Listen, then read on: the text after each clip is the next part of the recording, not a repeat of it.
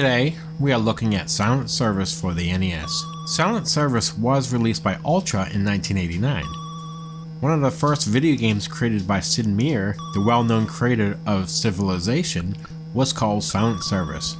It was first released in 1985 as a PC and other platform computer games, then later ported to the NES in 1989. The game takes place during World War II on the Pacific Front, where players take command of different US submarines and launch assaults on Japanese destroyers and convoys. Remember, if you're new to this channel, don't forget to hit the like and subscribe button as it helps out the channel grow, and don't forget to hit the notification button for all future videos.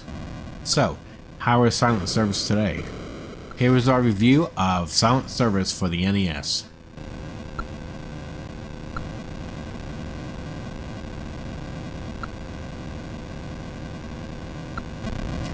Now, there's no story to this game. Upon launch, the game offers you a choice of 3 different modes. You can play around while sinking 4 unarmed ships with torpedo gun practice. You can engage in one of 6 battles with various enemies, ships, and combat tactics.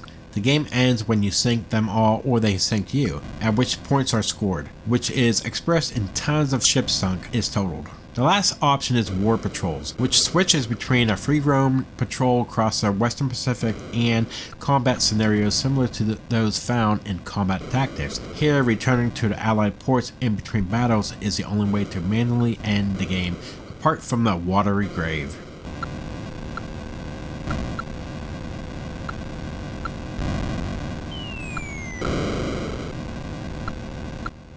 You will spend most of your time in a scope view, attacking enemy ships with your deck gun and torpedoes. You can automatically see an enemy ship's speed and trajectory when you center your view over it. Additionally, you can look up the ship's type, but you have to click on the target ID box on the right to do so.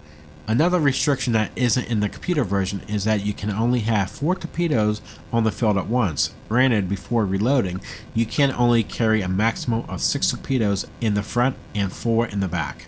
Playing this is extremely difficult because it is a port of a computer game. The majority of what you'll be doing will involve moving a cursor and clicking with the A button, as opposed to pressing buttons to perform specific actions. The NES is sadly without the option of using a mouse, which is much more precise and fluid than a pointer, which can only move in 8 directions, while Select returns you to the pause menu so you can access the other screens, damage reports, gouges, and maps. Worse, without a controller plugged into port 2, you are unable to use certain of the controls, such as adjusting the deflection of the deck gun or releasing depth charges. There is no way around this. The one thing I hate about games like this is that they make it so you have to use 2 controllers for a single player game. However, it allows you to explore different strategies because you can surface and dive at any time. Casual players might prefer to stay surface so they can use the deck gun.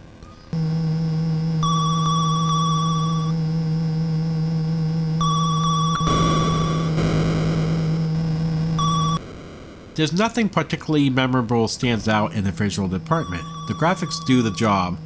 Enemy ships appear to be somewhat realistic at a great distance, but they are very blocky at close range.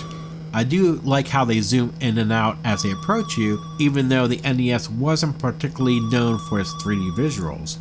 One thing I found odd is that it's strange that your captain is dressed in jeans and a white sweater. Is he navigating a yacht or an armed US Navy submarine?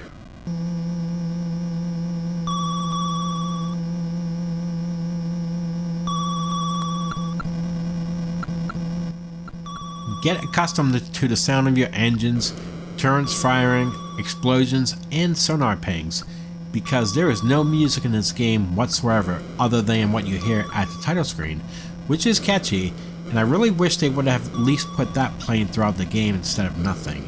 The other sound effects were passable. There was nothing too great, but it wasn't awful.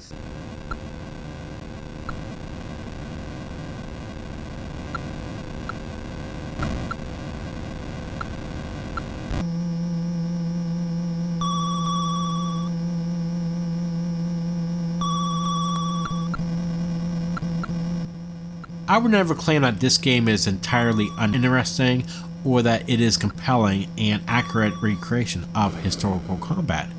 I'll give this game credit for doing what it does fairly well, which is giving a decent submarine simulator on the NES. However, let me advise you to consider your interest before attempting to get this game. Without music, this game might get a little boring, because all this game is you try to find the enemy, then you must travel to where the enemy is located, which if it's a far distance, it may take a few minutes to reach them. Then you fight the enemy, and sometimes you are battling multiple ships at once, and it can get a little difficult then. But if you're a fan of simulating games, you might want to check this one out. I did have some fun with this game. Silent Service for the NES is getting a 7 out of 10. What did you think about Silent Service for the NES? Please leave comments below to share your thoughts. That would do it for this episode. Remember to like and subscribe if you like this review, and please leave comments below to share your thoughts. Thank you for watching, and I'll see you here on the next episode. Have a great day.